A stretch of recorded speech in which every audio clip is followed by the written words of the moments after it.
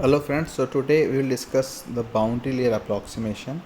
Actually it is a very thin region of flow near a solid wall where viscous force and rotationality cannot be ignored. So you can see there is a solid surface and a stream from left side is approaching with this free stream velocity u infinity.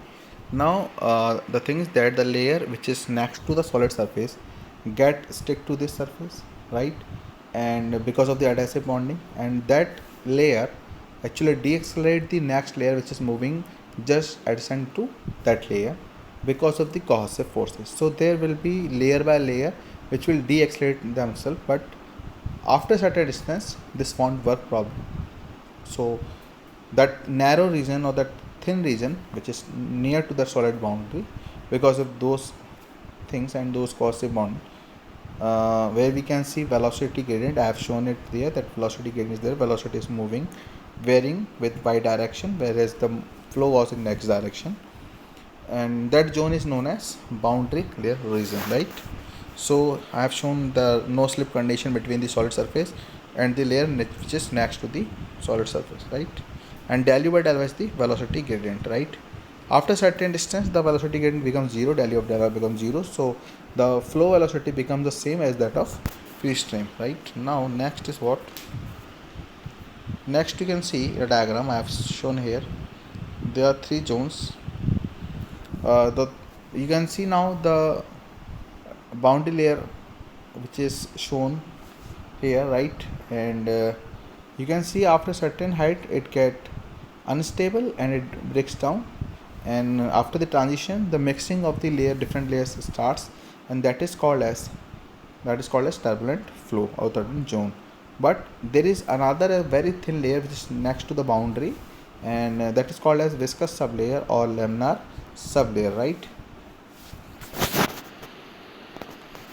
Now if you want to get the boundary layer thickness, so actually for calculation purpose we decide that distance from the solid boundary which is perpendicular to the flow direction y, where the actual velocity is 99% of the free stream velocity, because we cannot make a particular line where it is 100% or not.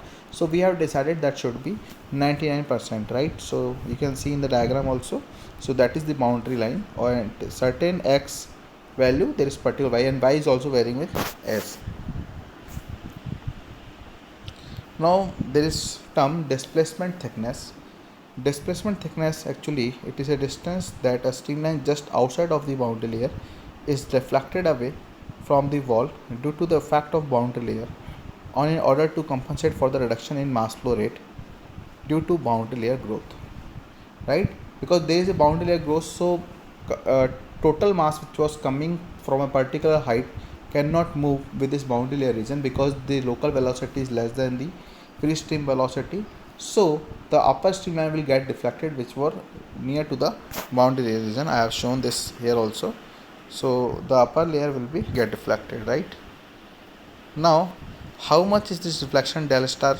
How to calculate it? So there is a simple mass that we can know. Suppose some mass is coming from the left side, but it cannot go from the boundary layer region because of the local velocity is less than the free stream velocity.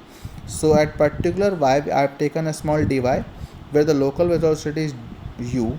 So the difference is u infinity minus u.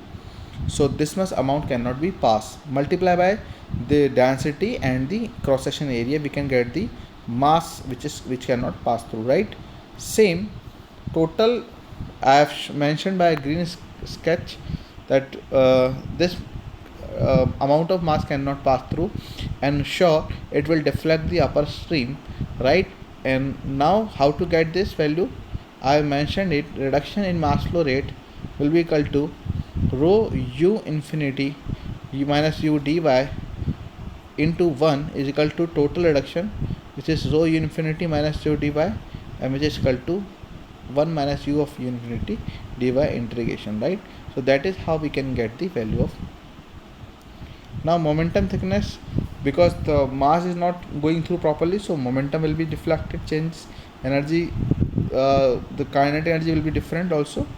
So there is one more term that is called as shape factor. Shape factor is actually ratio of the displacement thickness to momentum thickness.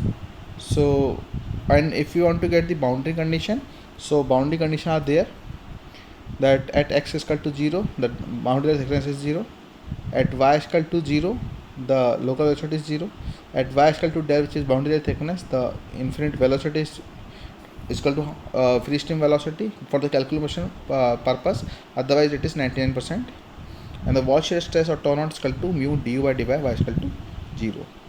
So today we'll see this. In next lecture we'll try to cover von Karman equation as well as some numerical problem based on the boundary layer approximation. Thank you very much for watching me. Take care.